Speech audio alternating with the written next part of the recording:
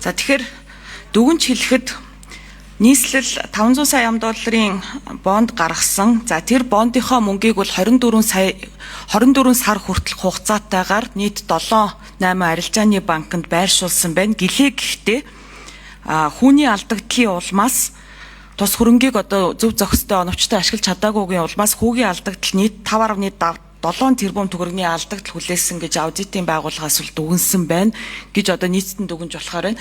Тэгээд цаашдаа бол одоо бид нар улсын төсвийн гүйцэтгэл хилцэхдээ энэ нэгдсэн төсвийн гүйцэтгэлтэй хилцээд тэгээд орон нутгийн төсвүүд дээр байгаад байгаа энэ алдаа завхарлуудыг тухай бүр бас улсын хурал авч хилцэж явахгүй л нийслэл гэдэг байгууллагч нь ерөөсөө баг улсаасаа илүү том төсөл хөтөлбөр хэрэгжүүлдэг.